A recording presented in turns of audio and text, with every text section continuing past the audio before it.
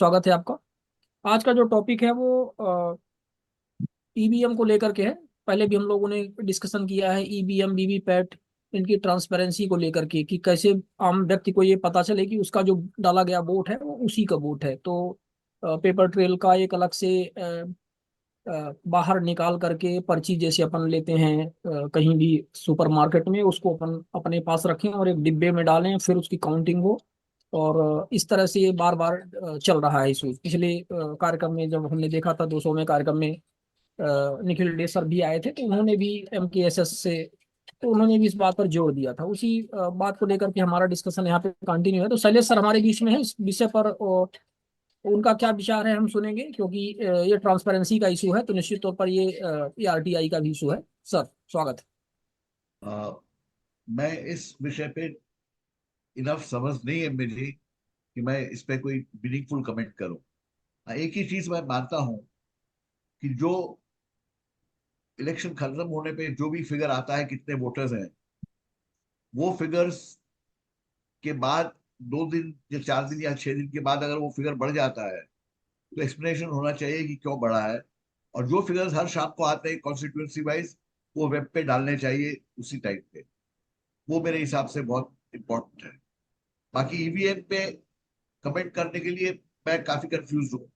मैं औरों की बात सुनना चाहूंगा। नमस्कार। शैलेश सर, माफ कीजिएगा सर, मैं बीच में इंटरप्ट कर रहा हूँ इसी विषय को लेके। शैलेश सर, जैसे आपका कुछ अनुभव है ईवीएम को लेके इंटरनेशनल मार्केट में क्या स्थिति है, तो इसका इस विषय पे कुछ आप बोल पाएंगे? जैसे बाकी देशों में हमने देखा भी, जैसे हमने बताया ईवीएम को लेके, तो उसी के संप्रेक्ष में क्या ईवीएम की जानकारी कुछ आरटीआई के मार्फत मिलती है क्या, जो विदेशों में सर जैसे बता रहे थे अभी की जर्मनी, नीदरलैंड, इस विषय में आपको यदि कोई विचार हो आपके? नहीं नहीं, मैं इस पे जानकारी नहीं है मेरी। जी जी जी सर, जी सर, जी जी जी शिवान सर।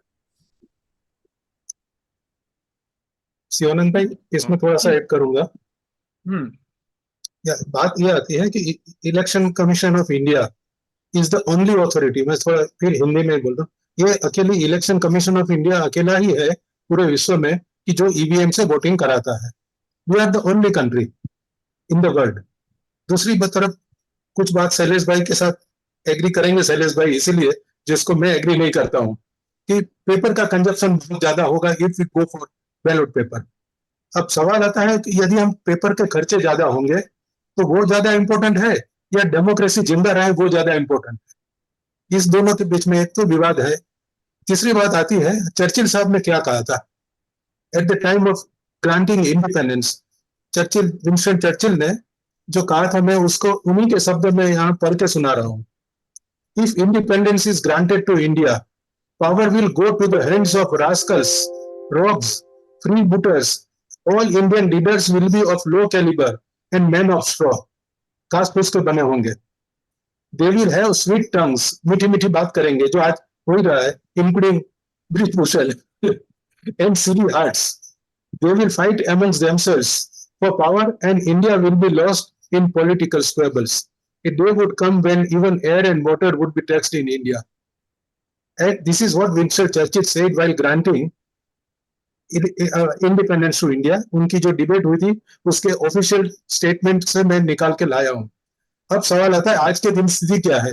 हम जब बात करते हैं कि हम, जस्ट ए मिनट सर, हम जब बात करते हैं ट्रांसपेरेंसी की, तो हम ट्रांसपेरेंसी की बात करते हैं तो जो पार्लियामेंट में बैठे हुए हैं उनका काम क्या है? उनका काम ही यही है कि ट्रांसपेरेंसी डेमोक्रेसी का हार्ट एंड साउल है। हम उसी को ताला में बंद करके रखते हुए हैं। क्यों रखते हैं? दूसरे जो कहा था power will go to this rascals और क्या क्या वर्ड यूज किए थे। आज 44% सांसद हमारे क्रिमिनल्स हैं। ये Prajwal, he has got more than 3000, उनकी जो है जिसको ब्लू फिल्म कह सकते हैं या सेक्सुअल सीडी कह सकते हैं, और he is allowed to go away from the country. तो ये सब चीजें दिखा रहा है intentions of the government. Why I am saying, मैं ये इसलिए कह रहा हूं कि सरकार का इंटेंशन प्रूव करता है कि सरकार के इंटेंशन ठीक नहीं है। When I am talking about government, it is all the people, चाहे इस पावर पार्टी की हो या दूसरे पार्टी की हो। अब वापस आते हैं सब्जेक्ट के। जब बात आती है हम इलेक्शन के लिए, फ्री एंड फेयर इलेक्शन, ये हमारा कंसेप्ट है। Where is free, where is fair? हमें नहीं मालूम है कि हमने वोट दबाया, बटन दबाया वो कहाँ जा रहा है, क्या हो रहा है, कुछ पता नहीं। और जब उसको पूछते हैं तो बोलते हैं आप सवाल क्यों पूछते हो, आपको हमारे पर विश्वास नहीं है। हम छाती ठोक के कहते हैं कि मेरे को तुम्हारे पर भरोसा नहीं है, चाहे कोई भी पार्टी हो। We are not talking about BJP, Congress और any party, we are talking about EVM machine, we want ballot paper. यदि आपको नहीं लाना है, आप वीवीपैट के यूज करिए, स्लिप निकलती है, bring it to the water, आप मेरे हाथ में दीजिए, मैं देखूंगा कि मैंने जिसको वोट दिया उसको पढ़ा है कि नहीं, और वो जाके एक बॉक्स में डालूंगा। फिर बोलते हैं गिनते में बहुत समय लगेगा। हमारी बैंक कैसे रोज करोड़ों रुपया गिनती है, क्या उनको तकलीफ नहीं होती है? They have got machines, why don't you have machine to count the VVPAT slips? उसके लिए आप अरेंजमेंट करिए, but you don't take excuse कि उसमें टाइम लगेगा, उसमें ये होगा, उसमें होगा। आज टाइम नहीं लग रहा है, इलेक्शन खत्म होने के बाद कितने दिन बाद आप गिनती करोगे, तो ये क्या तमाशा है? तो all this thing raises serious, very serious doubt on the intentions of the government. Thank you sir, sorry मैं शिवानंद भाई इंटरप्ट किया हूँ। नहीं सर, सर कुछ इसमें बीच में बोलना चाह रहे थे तो उनको सुन लें। या दो ही चीज बताना चाहूंगा। जहां तक मैं जानता हूं, बैलेट पेपर के टाइम पे बूथ कैप्चरिंग बहुत कॉमन चीज थी, और बूथ कैप्चर करके धड़ाधड़ धड़ाधड़ ये होता था। तो उसको कम हुआ है ऐसा मानते हैं लोग देश भर में। अलग अलग इलेक्शंस में ये बात सामने आई है कि बूथ कैप्चरिंग के इंस्टेंसेस बहुत कम हो गए हैं, नेग्लिजिबल हो गए हैं। और दूसरा, एक मैं ये सोच रहा था कि अगर विंस्टन चर्चिल ने जो कहा इंडिया के बारे में, वो अगर हमारा धारा धोरण होगा, तो मुझे देश के लिए सचमुच फिक्र हो रही है। नहीं, वो अपन भी नहीं मानते, उस बात से एग्री नहीं है। विंस्टन चर्चिल ने क्या कहा, वो तो ब्रिटिश थे, उन्होंने तो कभी इंडिया के बारे में अच्छा नहीं सोचा। तो वो तो यही कहेंगे, वो गाली दे करके ही जाएंगे, और उनकी गाली को हम कोट नहीं कर सकते। और विंस्टन चर्चिल ने जो कहा, उससे देखा जाए तो हमारा इंडिया बहुत इवॉल्व हो चुका है वर्तमान में। नहीं, अब ये बात अलग है कि हमारे अपने जो मामले हैं उनमें बहुत सारा काम किया जाना है, इस पे एग्री है। लेकिन विंस्टन चर्चिल ने जो कहा, वो आज ब्रिटेन में भारत का ही नागरिक जाकर के वहां का प्राइम मिनिस्टर बना हुआ है, राज्य कर रहा है। तो आखिर उन्होंने भारत के लोगों के लिए कहा ना। आज भारत के लोग तो वहां पर उपस्थित हैं और आगे भी रहेंगे और बढ़ ही रहे हैं। तो उनकी चर्चिल थ्योरी ने तो वहां फेल हो जाती है। चर्चिल ने मोहनदास करमचंद गांधी के लिए भी ये कहा था, what a nauseating sight it was to see a naked fakir climbing the steps of Buckingham Palace. तो मेरे ख्याल से विंस्टन चर्चिल को हम छोड़ ही दें तो बेटर होगा, ऐसा मेरा मानना है।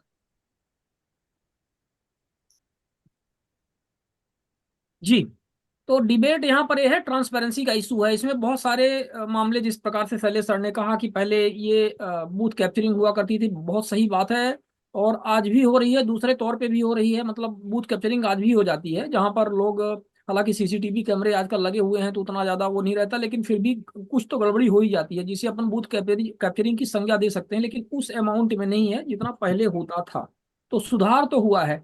लेकिन अब सवाल यह है कि ट्रांसपेरेंसी का इशू है, कि आखिर वोट जिसको डाला गया तो वो उसको मिला कि नहीं मिला, वो चीज को वेरीफाई करना आवश्यक है। लेकिन फिर इसमें इन्वायरमेंटल भी इशूज आते हैं। आज जिस तरह से चीजें चल रही हैं, आज हम e filing, high court, supreme court, हर जगह जो भी कोर्ट्स हैं उसमें ई कोर्ट्स की जो सुविधाएं दी जा रही हैं, और निरंतर प्रयास किया जा रहा है कि कम से कम पेपर पर निर्भरता रहे, और पर्यावरण को क्षति ना पहुंचे। उस हिसाब से भी यदि देखा जाए तो इतने बड़े देश में यदि इलेक्शन होगा और ईवीएम, यदि लोकसभा और विधानसभा को ही यदि अकेले ले लिया जाए, और यदि इसमें पेपर की बात आ जाती है, तो इसमें काफी क्षति होगी। तो उस चीज को भी देखा जाए कि उसको कैसे डील किया जाएगा। फिर रिसाइकलिंग का इशू होता है कि उन्हीं पेपर्स को हम बाद में और रिसाइकल करके फिर वही ट्रेल बार बार बनाएं, या इस तरह से। लेकिन ये इतनी जिम्मेदारियां कौन लेगा हमारे देश में, जहाँ कोई जिम्मेदारी नहीं उठाना चाहता है, सिर्फ यहाँ दोहन करना चाहते हैं। और वैश्विक व्यवस्थाएं जो जिस तरह से बन रही हैं उसको ध्यान में रखते हुए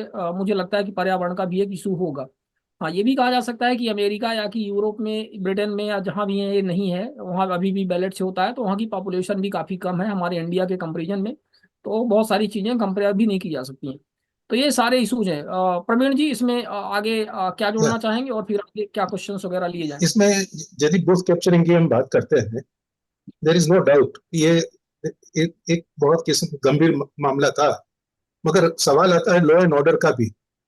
हमारे साथ हमको मालूम है कि हमको विद इन 100 मीटर्स आपको पुलिस की सिक्योरिटी और ये वो सब कुछ रहती है। तो जब तक कोई मिली भगत ना हो, इतने बड़े पैमाने पे बूथ कैप्चरिंग नहीं हो सकती है। न पोलिंग के अंदर में आके धमाल कोई मचा सकता है। दूसरी बात, एक सवाल आता है कि जितने मशीन्स बने हुए हैं उसमें हमारे पास में जो इलेक्शन कमीशन ऑफ इंडिया के पास है उसमें से 20 लाख मशीन मिसिंग है। ईवीएम मशीन पूरे सेट 20 लाख गायब है। उसके बारे में सरकार क्यों चुप है? चाहे कांग्रेस हो, बीजेपी हो, मैं सभी की बात कर रहा हूँ। We are not talking about party politics, we are talking about the nation as a whole, India की बात कर रहे हैं। ये 20 लाख मशीन जो गायब है, ये क्या ये किसका बूथ कैप्चरिंग के कहें या रिप्लेसमेंट ऑफ मशीन? आपने कितना वोट पड़ा बोले? आपने, जैसे शैलेश भाई ने कहा अभी, कि after certain days percentage of polling was increase, drastically increase, करीब करीब 5-6% इंक्रीज हुआ है। 1 करोड़ कितने केस कितने वोट ज्यादा हो गए हैं। जब इलेक्शन खत्म हो जाता है, शाम को 5 बजे नहीं खत्म हुआ, 6 बजे नहीं हुआ, 8 बजे हुआ, 8 बजे डेट जैसे बंद करेंगे तो मैंडेटरी रिक्वायरमेंट पहले है कि टोटल कितने पोल वोट पड़े हैं, ये लिख के उसको साइन करके देना है, तब बूथ का ताला लगता है, उसके पहले ताला नहीं लगता है। तो आपको सभी बूथ को इकट्ठा करके आपको अनाउंस करना है।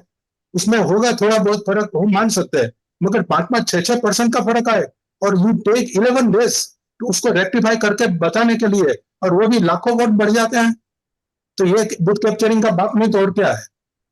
तो इश्यू ये है कि हम चाहिए ट्रांसपेरेंसी, टोटल ट्रांसपेरेंसी, क्योंकि ये सरकार है। ये सरकार कल उठ के कुर्सी पे बैठेगी और हमारे और आपके लिए काम करेगी। जब पहले दिन हमारे लिए काम नहीं करती है तो हम कैसे विश्वास करें कि कल हमारे लिए काम करेगी? तो transparency is the utmost requirement which present system जो हमारी है ईवीएम की, उससे हमें गारंटी नहीं है। This is the problem. तो प्रवीण जी, अब इसमें सबसे बड़ा सवाल यह है कि हाई सुप्रीम कोर्ट ने तो इस आप की मतलब इस विषय में जो भी याचिकाएं दायर की गई थी उनको ही पूरी तरह से खारिज कर दिया और उसने बोला कि इसमें कोई गड़बड़ी नहीं हो सकती। तो अब सवाल यह है कि जब सुप्रीम कोर्ट ने इसको खारिज कर दिया है तो आगे का क्या रास्ता है? फिर तो सरकार पर ही आप निर्भर रह सकते हैं कि सरकार ही ऐसी नियमावली बनाए संसद में कानून पास करके और वो करे, बाकी अब कोर्ट में तो जा भी नहीं सकते। देखिए, कोर्ट में एक रास्ता अभी खुला हुआ है। अभी संतोष जी जब आएंगे तो हम लोग उनसे सवाल करेंगे।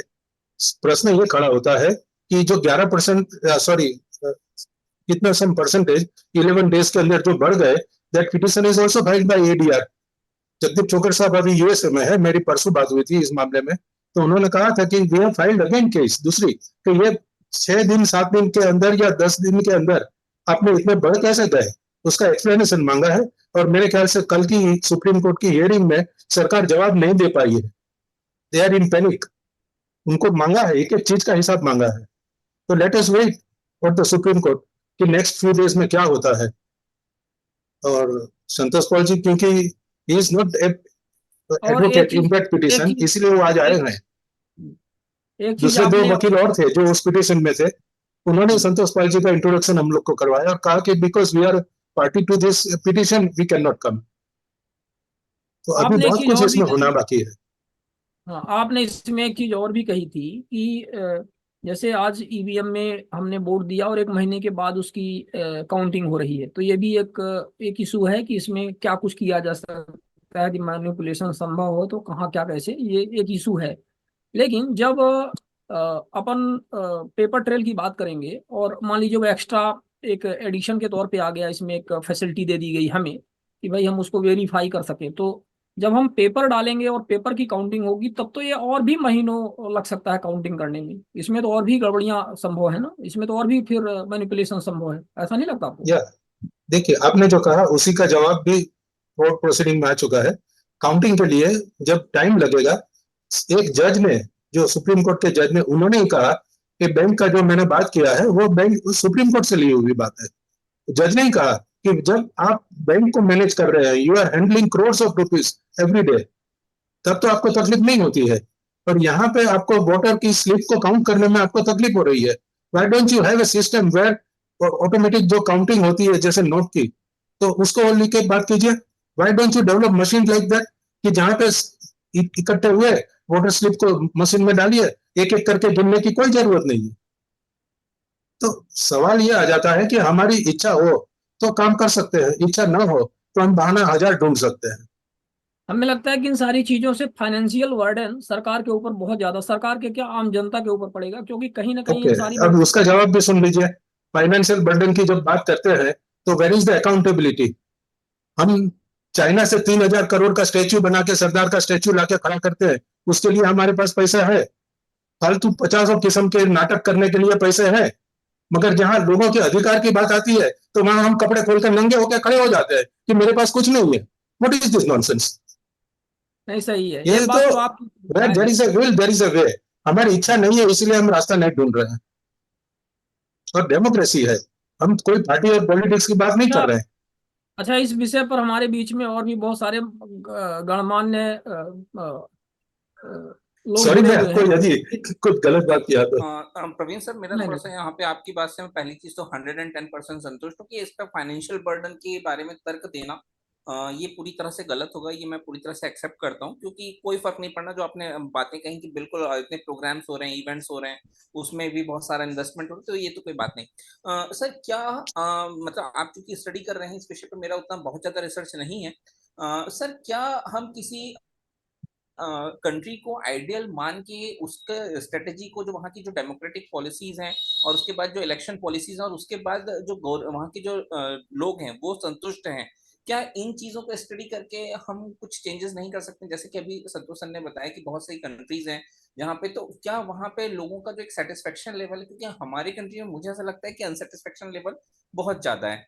तो आपके अनुभव में ऐसी कोई कंट्री है जो आपने मतलब स्टडी करते के दौरान आपको मिला हो कि इस कंट्री के लोग बहुत ज्यादा सेटिस्फाइड हैं इस तरह की पॉलिसी से, कि वहाँ बैलेट पेपर से वोटिंग हो रही हैं और इस तरह से हो रहा है और लोग संतुष्ट हैं, वहाँ पे जो कंप्लेंट्स हैं, याचिकाएं दायर नहीं की जा रही हैं ईवीएम के अगेंस्ट में, इस तरह से? जी प्रवीण सर।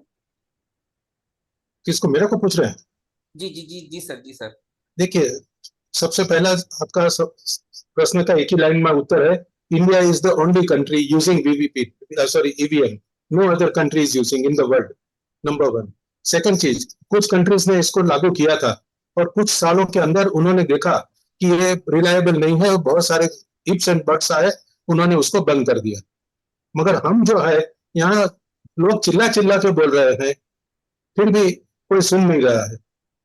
आज जिसको भी बेनिफिट हो रहा है, जो ऑपोजिशन में है वो शायद चिल्लाते हैं, कल वो कुर्सी पे आए तो शायद वो भी कुछ न करे। तो हमारा मुद्दा ये नहीं है कि पार्टी कौन है, बात यह है कि जनता है, वी आर द ऑनर्स। ये देश हम सबका है, ये किसी के बाप का नहीं है कि कोई 5 आदमी या 10 आदमी या 50 आदमी मिलके बोल दिए कि ये हमारी सरकार है। सरकार आपकी है, मगर it is of the people, लोगों की सरकार है, आपकी सरकार नहीं है। You are there for 5 years। इस चीज को हमको लोगों के में जागृति होना चाहिए कि भाई आप सरकारी पैसे से जो काम कर रहे हो, it is a tax payers money, पैसा, जनता का पैसा बर्बाद हो रहा है। और जब ये ट्रांसपेरेंसी नहीं है तो आप यही सिस्टम में ट्रांसपेरेंसी का जुगाड़ कीजिए, कोई दूसरा प्रॉब्लम नहीं है। आप अपने आप को प्रूव कीजिए कि we are 100% transparent, that they are not doing it. अब जैसे शिवानंद भाई ने भी कहा कि सुप्रीम कोर्ट के अंदर में जो मामला है, सुप्रीम कोर्ट क्यों नहीं कर रही है? सुप्रीम कोर्ट के जज ने ही कहा it is a huge exercise. Huge exercise का कारण हमारी पॉपुलेशन, एक तो डेमोक्रेसी, दूसरा हम वर्ल्ड के सबसे ज्यादा पॉपुलेटेड कंट्री, 140 सर करोड़ से ज्यादा, जिसमें माफ करीब कीजिए करीब 100 करोड़ तो वोटर्स होंगे। सर, मुझे तो लगता तो है शैलेश गांधी पॉपुलेशन साहब भी। इसमें ज्यादा बोल सकते हैं, मैं तो इसमें हाँ अथॉरिटी नहीं हूँ। सर, मुझे ऐसा लगता है पॉपुलेशन भी इतनी कोई बहुत बड़ा टैक्टिक नहीं, दिक्कत नहीं है, क्योंकि इतने सारे सिस्टम्स तो ऑलरेडी रनिंग हो ही रहे हैं सर। काम करने वाले जवाबदार लोगों की भी तो कमी नहीं है ये हमारे भाई पास में। शिवानंद भाई के थ्रू चलिए तो ज्यादा अच्छा होगा, जी जी जी मोहम्मद सर। थोड़ा हनीफ जी, सिस्टम में रहे। मोहम्मद हनीफ जी हैं। मोहम्मद हनीफ जी, आप कुछ कहना चाह रहे हैं? अपने आप को अनम्यूट करके अपनी बात रखें। कहाँ से हैं मोहम्मद हनीफ जी आप? और आप लोग जो भी हमारे साथी हैं यहाँ पर, बहुत सारे गणमान्य नागरिक गण यहाँ पर जुड़े हुए हैं, जिम्मेदार नागरिक, वो यदि अपनी बात रखना चाहें तो हैंड रेज का ऑप्शन अपना चुनेंगे, तो हम उनसे प्रश्न के लिए उनको इनवाइट करेंगे। प्लीज अपना हैंड रेज का ऑप्शन अवश्य चुने यदि इस विषय पर अपने विचार रखना चाहते हैं। तो मोहम्मद हनीफ जी, आपकी आवाज नहीं आ रही, अपने आप को अनम्यूट कर लें। अनम्यूट करें प्लीज। एक आपको मैसेज गया होगा अनम्यूट करने का, उसको टच करें। हाँ ठीक है, ठीक है, बोलिए।